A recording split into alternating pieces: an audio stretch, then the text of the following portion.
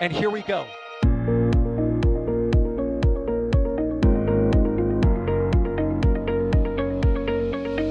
have liftoff. Propulsion continues to be normal. RCPA chamber pressure looks good. Rolling up. Roger, planet. Ain't nobody got time for the full intro if we are already late. Hello everybody and welcome to today's launch of a Falcon 9 from Slick 40. My name is Adrian Bile and I'm your host today as we are watching 22 internet satellites on board a Falcon 9. So yeah, let's do this. We are a bit later than usual, but that doesn't mean we can't have fun today. So Oh my with me goodness. here is Max in the field. Max, how are you doing? I am doing fantastic. Thank you very much for asking. And I'm not going to lie, that thoroughly it made me chuckle, Adrian. Thank you very much for that. I am glad. We are here to have fun, right? And also with me in the studio, we have Alex. Alex, do we have you? Yeah, that's a fun intro. Not gonna lie, it cut short the intro, but it was a fun cut. And doing that amazing intro cut and making sure we are live in time here is Patrick Cahoon in the back channel. Patrick is pushing the buttons and levers and everything today. So thanks for being with us as well, Patrick. Just to give you a quick overview of today's mission, we are looking at Slick 40, where a Falcon 9, to be precise, Falcon 9 B1076 is standing for its fifth flight. It will launch the second generation of Starlink satellites today with the 6-3 mission, which means there are bigger satellites and only 22 internet satellites on board. They are more capable, but they are bigger, hence less than you're used to on Falcon 9 missions. Again, this is the fifth flight of this booster. It is planned to touch down on a shortfall of gravitas in the Atlantic Ocean shortly after liftoff. And we are hoping to see a launch in 21 minutes and 45 seconds here. Right now, we can see already venting from the bottom of the rocket, which is a good sign because they started fueling already. And yeah, we are actually close to the 20-minute vent here in about 1 minute and 30 seconds. If you have any questions about this launch, tag at NASA Spaceflight in chat so we see it in the handy software we have here to track your questions. Did I miss anything about this mission, Alex? Is there anything super unique about this mission that we should make people aware of? Well, I guess not super unique, but there's an extra satellite on this Group 6 mission from at least compared to the past two Group 6 missions, Starlink Group 6.1 and Starlink Group 6.2. This is 6.3, as you can see. And it is carrying an extra satellite, but it is also going to a slightly lower orbit, so the satellites are not going to be deployed as high as they were on those two past missions. So maybe it's a trade-off there between, you know, how high they're carrying them, plus also how many of them they can carry. As you mentioned, these satellites are not the ones that they have been launching, you know, to the first generation constellation. These are the second generation satellites, but the mini version. You can see there that T-minus 20-minute vent is already underway. That means the loading of RP1 kerosene on the second stage has wrapped up, and they're going to begin in about 4 minutes the load of liquid oxygen. So ahead of that, they need to chill down the lines on the transporter reactor so that, you know, everything is nice and cool for that liquid oxygen to flow. So as I was saying, these satellites are not the bigger Starlink V2 satellites that Starship is going to carry. They are not the Starlink V1.5 satellites that Falcon 9 has been carrying to the first generation constellation so far. They are a little bit an in-between of about 800 kilograms each. And so I think that's probably the only thing to remark for this mission in terms of how different it is. It is also breaking a record turnaround time for the launch pad, but it is not for much. Like, it's just a couple of hours shorter turnaround time. It's not a lot. They already have broken that record many times, down to 5 days practically. So there's not a lot of time to cut from that. Maybe just a couple of hours here and there, but not a whole day, for example. Apart from that, I think the booster is B1076. Excuse me, I correct. was saying it the other way around. It's B1076, flying for the 5th time, and this booster you might see on this side, it doesn't have a logo on it. It doesn't have the Falcon 9 logo. Oh, It yeah, doesn't true. have the SpaceX logo on it. That is because it is a Falcon Heavy side booster, but it is flying for a few flights here at first as a Falcon 9 booster. It'll later fly as a Falcon Heavy side booster no earlier than August on the EchoStar 24 mission, but for now it is flying as Falcon 9. Thank you for that overview. And I'm also tossing it here to Max. Max, there was some iffy weather in the area, right? Earlier, like, what's the status with the weather where you are? Yeah, so it's about that time of year again where we begin to enter the Florida rainy season. So basically, every afternoon you can almost guarantee there's going to be rain or storms of sorts, and that was, of course, the case today. And there's also, if it's off camera right now, but out over the ocean, we actually have some pretty strong storms out over the ocean, and it's making quite the light show. But if you would have asked me probably 4 or 5 hours ago whether or not we were going to get this thing off the ground tonight, I would have been very hesitant because it was still raining. The cloud ceiling was very low. It was also quite windy as well. But now the skies are really clearing up. We're just seeing some wispy cirrus clouds up top. So I think weather-wise, we are looking much, much better. Thank you for that overview. And I want to hit here some quick super chats because they're already coming in. And again, they help us to have the lights and especially the robots going here. So thank you a lot for these super chats. Musical Wolves are very regular here in chat with the $5 super chats. Will the laser link be used shortly after the Starlinks are deployed? Alex, do we know when the laser links are basically used on these missions? Like, when did they go up? I think they're not used until they are in operations. I'm mostly sure they check them out in orbit, but I'm not sure they use them until they're actually using it for operations. Because these satellites are not deployed directly into their final orbit. They're released a little bit lower, and then from there they are checked out and everything just to make sure that they are okay. And then they go up into their operational orbits, and then there they actually do all the operations. You can see there that T-minus 20-minute vent stopping. That means the liquefaction load is underway on the second stage. And we have another question here by Mark Lamb, who also comes in with a $5 super chat. What kind of G-forces does the booster experience during the boost back and landing burns? The deceleration is enormous. Do we know the G-force limit of the Falcon 9? Or like the G-force experience? See, I will have to do the math on that. I haven't really done the math for that. Oh, good. I mean, it's a very specific question, so I guess it also depends on mission profile and everything. There's probably not an easy answer here. JWK Media here with the $5 super chat. I have to be up in 3 hours for work. Let's light this thing. Yeah, it delayed quite a bit, so that came from that. I hope you get a bit of sleep before going to work, or at least maybe a good breakfast. Bradley York with the 5 Curly L super chat here. Love the channel. My question: do you guys believe we will ever see everyday space travel for civilians? Oh, we are touching Chris B's favorite topic of point-to-point transfer, I think here. So, I'm starting with you, Max. Do you think we will see everyday space travel for civilians? I believe we will, but it's, as most things when technology evolves, it's just a matter of time and, of course, the funds to actually pull it all together. If you rewind to the beginning of the 20th century, airplanes seemed like witchcraft to a lot of people, and now flying is a literal everyday occurrence for hundreds of thousands of people across the world. So just putting it, I guess, blandly, I do believe that we will see that, but it is, of course, a matter of time. Alex, what's your opinion on civilians' everyday space travel? I think it'll happen. It's just a matter of when rather than if. The issue is that I'm not good at answering when questions.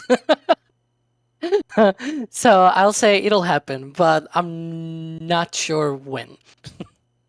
There we go. I also, for the record, think it will happen. It's just maybe a few more years than we think, but we will get there. I'm hopeful. Let's hit some questions here from the question queue.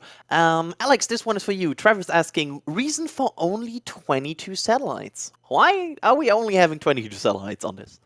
Yeah, so as I was saying before, the main reason is because this is carrying the Starlink V2 mini satellites, but again, don't let the name fool you, because these are larger than the ones that Falcon 9 has been carrying so far, the Starlink V1.5 satellites.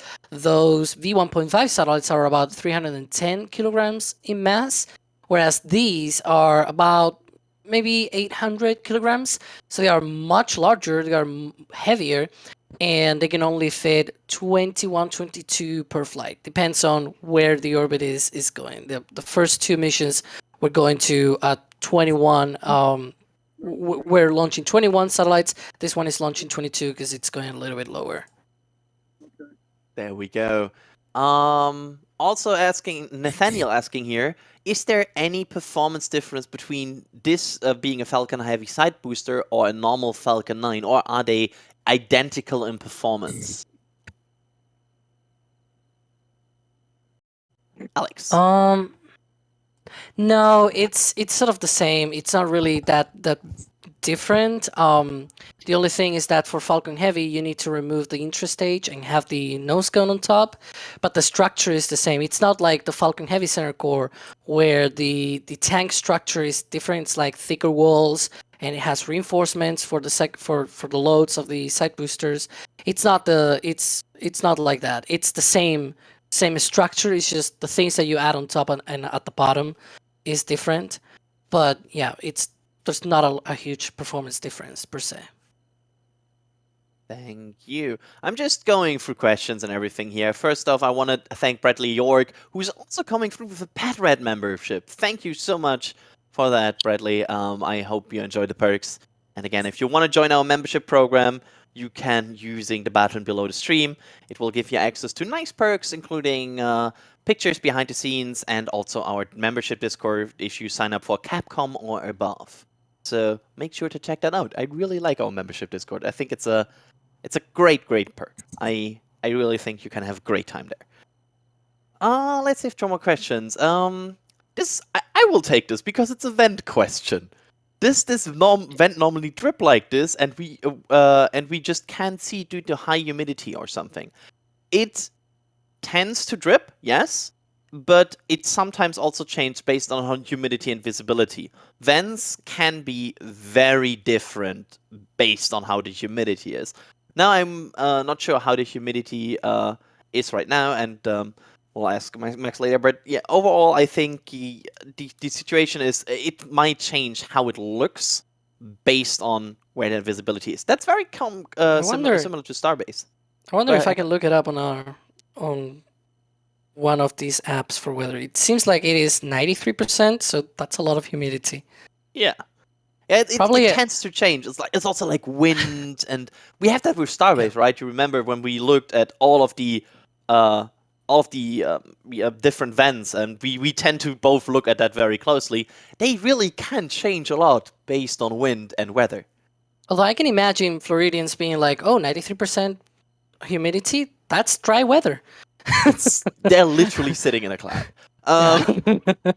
I also want to hit two very generous gifted memberships here. We have Wesley III gifting 1 Red Team membership here, and also Molly Miriam's gifting 20 Red Team memberships. Thank you both so much for that.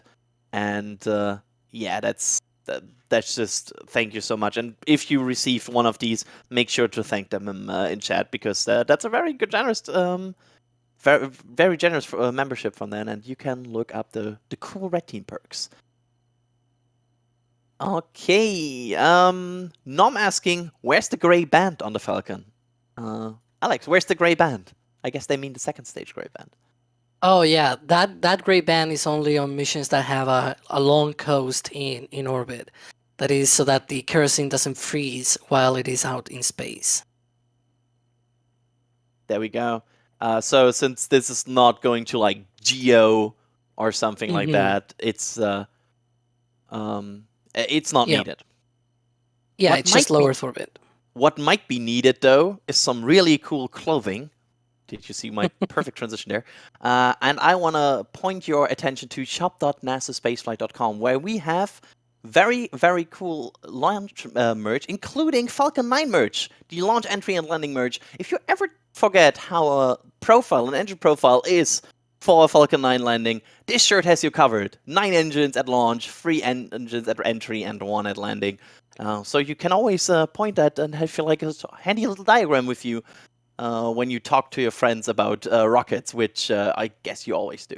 But that's You know not the every... thing that I like the most about this merch is that if you were to see a Falcon 9 horizontal on the ground, and you were to look at from the engine side, that's actually the engines that light up at entry. It's not that, because it could be any other 2 engines on the outside, right? No, it's those 2 engines in particular, E1 and E5, engine 1 and engine 5. It's I not any other remember engine. we asked you, I think we even asked you when we Yep. made that shirt, we asked you which engines are it. So Yep. yeah, it's even It is accurate. those engines. And also we have metal prints, we have still patches and full stack plushies.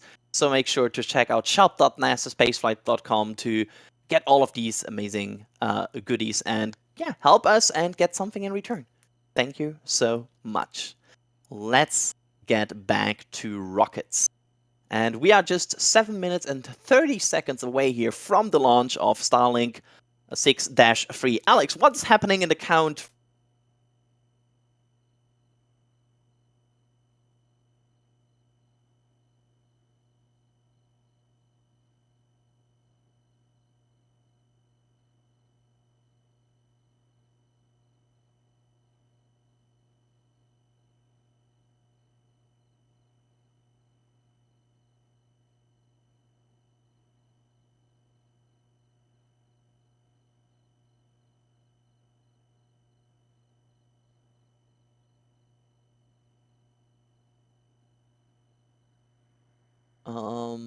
Just waiting for confirmation once it works again.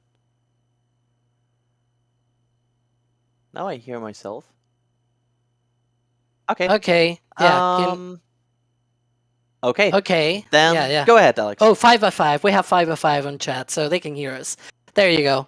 I believe I got caught up about, Falcon 9 is wrapping up propellant load and things like that. So yeah, propellant load on the first stage is going to wrap up.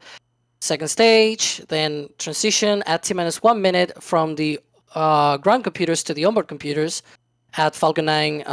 That is called being in startup for Falcon 9. And then after that, hopefully we're going to have a launch in about 6 minutes. We go. Yeah, we are. This is like, yeah, we're very close already. That's a bit of a different for the Falcon 9 countdown. Snackhead here asking, how does the fairing of a Falcon 9 survive a re-entry without any heat shield? Alex. Well, it has a high surface area and a lot of it's very lightweight and it has a lot of area to it, so it doesn't re-enter the heating that it experiences. It can be shut off very quickly. It basically slows down in a matter of a minute or 2. So yeah, it doesn't really go through that heating for a long time. There we go. So yeah, and do we know if the fairings will be recovered for this mission? Yes, so this mission is going to have the fairings being recovered by SpaceX's recovery vessel, Doug. And I think I didn't mention before that the booster is also going to be landing. It's also, one of these things that SpaceX does, right? It's going to be landing on the SpaceX's drone ship, A Shortfall of Gravitas. There we go. And that is getting very, very close now. And we are in the final stages of this countdown. Superstar Theo with the 1 Red Team membership gifted. Thank you so much. And also fellow moderator. Shoutouts to all moderators behind the scenes who make sure the chat is always watched. Let's grab another question. Oh, SpaceX obviously does a lot of work developing Raptor. Do they have programs for other tech like detonation and do they have other engine programs, Alex, we know about? Or is it right now only Raptor? Well, there's always things going on behind the scenes at SpaceX that we don't fully know about. And they probably have like things like, studies and things like that, but we'll see. We'll see. We've definitely haven't seen anything else at McGregor that is very weird, other than, Raptors blowing up or, just performing well. Or next level Raptor firing, which is cool. Yeah. Check out the new video. Joe Pristrito, I think Pristrito. I'm sorry. With the gifted 5 Red Team memberships. This membership gifting train here is really, really generous for everybody. Thank you so much. And also Frank Carta becoming a Red Team member here. Thank you so much for that as well. Yeah, it's really generous. A lot of gifted memberships today. Thank you so much. How many landings has A Shortfall of Gravitas handled? Do we know the number? How many landings on A Shortfall of Gravitas we have so far? Ooh, if you give me like 10 seconds, I can look it up. Because I have can it give here. you 10 seconds This while is- we look at. This will be the 36th landing attempt on A Shortfall of Gravitas, and hopefully also successful, because it's being 35 by 35 so far. So this should be the 36th. And yeah, ASOG is like Shortfall of Gravitas is the only drone ship where all the landings attempted on it have been successful. It's the only perfect track record they have. Interesting, actually, because the other ones were still in a time where landings were a bit more iffy, right? Yeah, So- yeah. And the Shortfall of Gravitas is kind of like the new kid, still having perfect track record, no failed landings so far. It feels like I'm jinxing right now. It feels like Yeah, maybe. this feels like, how hard can I jinx this? No. Musical Wolf with the $5 super chat here. Could Starship be used to recover a Falcon 9 second stage? Could it? I mean, yeah, everything can be possible, right? But why would you do it? I wouldn't do it. I don't think it's worth it. But okay, but we agree in theory it could be done. Like the size fits. in Sure, theory. sure, yes. Okay. So yes, the answer is in theory you could do it. Yeah. So right now, just a quick status update. You can see that vent there. That is the vent for purging of the lines on the Stromberg there. The Falcon 9 is now fully loaded with propellants for flight. And shortly, in just about 15 seconds, the ground computers are going to hand over the command of the countdown to the onboard computers on the Falcon 9. That is, the Falcon 9 is in startup sequence, so should be just a few seconds. There we go. Yeah, we are just 1 minute away here from Starlink 6-3 launching. We are just waiting for the go for launch from the launch director here, which Alex will for sure update me once it arrives. And Falcon 9 is in startup.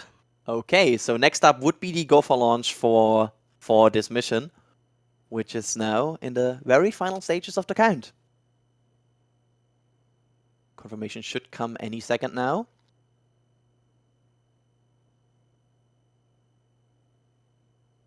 T-minus 30 seconds to launch. And go for launch. Perfect. So we have Starlink 6-3 on the pad with booster B1076 for its 5th flight. We're just 15 seconds away. And watch for the bottom of the rocket where you will see a green flash of light, which means the T-tap is used to ignite the 9 Merlin engines. There's the deluge system spooling up. There's the green flash, there is power, and there is liftoff of Starlink 6-3 carrying 22 internet satellites. Let's hear for the rumble.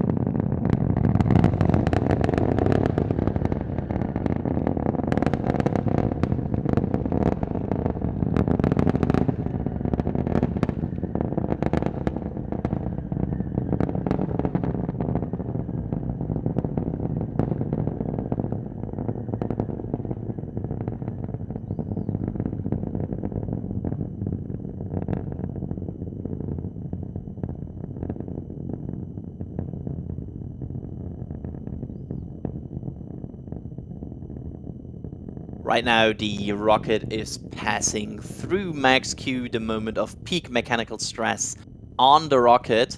And also we had some nice tracking here from, I think, our more robotic assets at the Cape. So very, very nice. But so far looks like a really, really good launch. Everything looks on track. And we are coming up on 2 minutes and 26 seconds. This is where the first stage main engine will cut off. So about 40 seconds more in first stage flight here. My god, I'm losing my ability to talk. And once that is done, the booster will return to Earth while the second stage will take over the flight. So yeah, that's oh, you can see. You can see that's there nice. the expansion of the exhaust, right? It always is breathtaking. Yeah, it's really with these 9 engines. It's really a special effect, right? Yeah. It's Just heard really, the really MVAC cool. engine it's already chilled for the ignition, so Miko should be coming up really soon. Oop, there we go. There it is. And watch for the flames to go away. There's the MVAC. And we have Miko, main engine cutoff, and second stage ignition should be performed now. There it is. And we have second stage ignition. There we go. So. And now, unlike the other usual Starlink launches that we see, the fairing halves are not going to separate right away. It's going to take a little bit here. Because we see on the other Starlink flights where oh, there we go. That's the selfie cam sort of thing that they have with a V2 minis. Yeah, you can. Is that the active or passive part of the fairings? Do we know that? I will have to look it up. Oh, good. There we go. There's our Starlink V2 in space. Oh, that's a very cool shot. That looks gorgeous. Is that like a moon jellyfish or what is that? Not really sure, to be honest. Look, I'm not even sure bright. what phase the moon is in. I think it's new moon, so there's no moon right now. There certainly is only one moon though. Or 2 moons. Yeah. But yeah, it looks like so far everything good. The first stage entry burn will happen at 6 minutes and 10 seconds. So we have about 20 seconds for that first stage entry burn. The first stage is still like arcing up to apogee. You can see right there in the left-hand corner of the altitude of the booster. It's still going up a little bit, and then it'll stop and then come back. There we go. Looking good. Looking good. Really like these very good-looking flawless missions so far. Okay, and I mean, we still landings are becoming more and more routine, but still we are they're landing a rocket booster in a bit, which is what? I was gonna say one thing that I've never said, and it's very curious to me how SpaceX flies these boosters in such a way that their apogee is always around 4 minutes and 20 seconds. Oh, that's that seems like even planning going on. But yeah, it's looking good so far. We are 1 minute away from the entry burn, where is that on the right side? You see that? There's like the stars, right? Is that oh yeah, I forgot. It's the engine is moving. Yeah, because we're tracking the second stage still, like 5 minutes into flight, and we're still tracking it. Yeah, my very small brain right now couldn't compute that the end, like the rocket is moving and the star is stationary. I was like, oh, is that? Yeah, no, but that's totally fair, Adrian. We have a lot of viewers, and just because we're not just us talking here, we also have viewers looking right now at our live stream, and they always ask us about these things, right? And it's always like, oh, is that a satellite? It's usually most likely a star going behind the screen. It's not. Yeah, I was not out of the question that it is a satellite. Yeah. Yeah. Shush. There we go. So we should be coming up now on the do we intro have you back shortly. Indeed, you do. I got you guys loud and clear. How was it? That was very rumbly tonight. I mean, with it being very humid out here and the air being thick, I just saw the entry burn right before it did. Oh, there it is. I can see the entry burn all the way from over here. Come on, point All the the way. camera.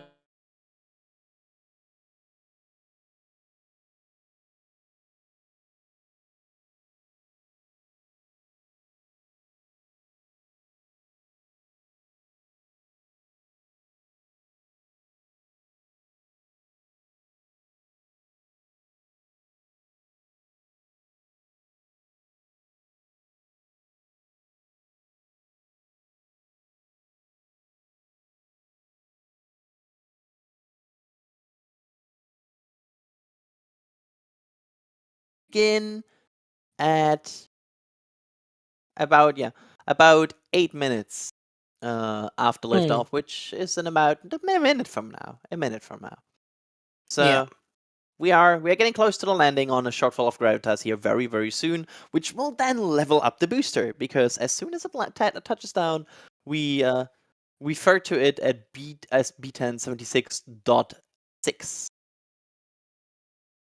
Or dash, depending on who you ask. Yeah, it's dot or dash. It's a heated discussion. We are Isn't having that a company, non-sponsored? no, Dot dash. Anyway, no. let me do the pun.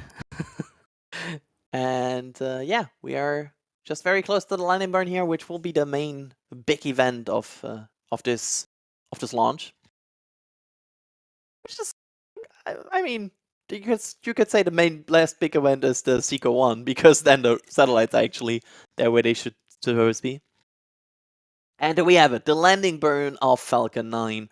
It's just at about 700 kilometers an hour at speed. And while I took the sentence, it already lost 300. There's the drone ship just below it. And we Come on. cameras. Looking good. Landing legs deployed.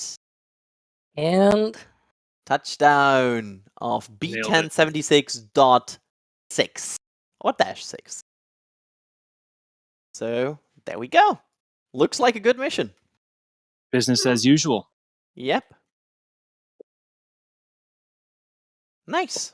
Looking good there on the drone ship. And we should have Seco 1 now as well, which means everything good, right? We are done. yeah, so far so good. There's one more burn coming, right, Alex? Just quickly talk about Yes. that burn. What's coming? Yeah, so we should have in about 45 minutes another burn of the second stage to place the satellites into that final deployment orbit. From there, the satellites will deploy at about 10 minutes later, and we shall have another 22 Starlink satellites in orbit. I want to give a quick program note here for the NSF program. While we saw a Falcon 9 on pad 39A there, we will have another big broadcast this weekend where we will stream the Axiom 2 mission lifting off from the Cape. So watch out for that. That's happening on Sunday. So yeah, it's a crew mission. So we will. Yay. How's Jack calling it again? Removing all stops, as always? No stops. To me, the exciting thing is actually a landing of the booster is back on land for the first time for a crew mission. It's true. It's a LZ mission, and they confirmed the future Dragon missions will also perform a return to launch site, right? Yep. So there we go with that. And with that, I guess I will start thanking some people here. If that's, I think that's the usual time where we start doing that. And I want to start with Alex. Alex, thanks for being with us here today. Sure thing. And also It's Max. a pleasure. Max was in the field with us as well. Max, thanks for rolling out this late hour to bring us the views of this Starlink. Yeah, of course. And I would like to apologize to everybody for any technical difficulties. We were out here dealing with multiple issues out in the field tonight, so it was a bit of a head scramble to get everything together, but we did everything we could. Yeah, special shout-outs to like Max, Patrick, Kevin, and everybody behind the scenes who troubleshooted it and make sure we are going live today. So that worked. I am really, really happy. And also, while I mentioned him, Patrick behind the scenes pushing the buttons, pulling the levers, making sure we get these amazing views. Patrick, thank you so much for being with us tonight. And I was your host today, Adrian Weil, writer for NASA Spaceflight. And with that, we will send you to sleep or send you to breakfast, wherever you are, and wish you a great, great day. See ya at the next time. And here we go.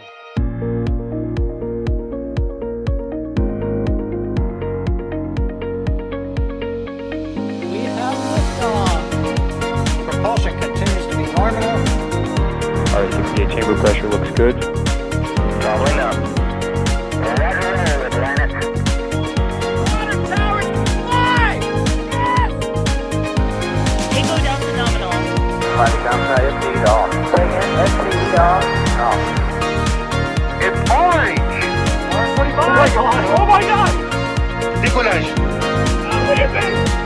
Put that in the big bag, Eagle. 343 unfolds to go. Indeed. We rise together back to the moon and beyond.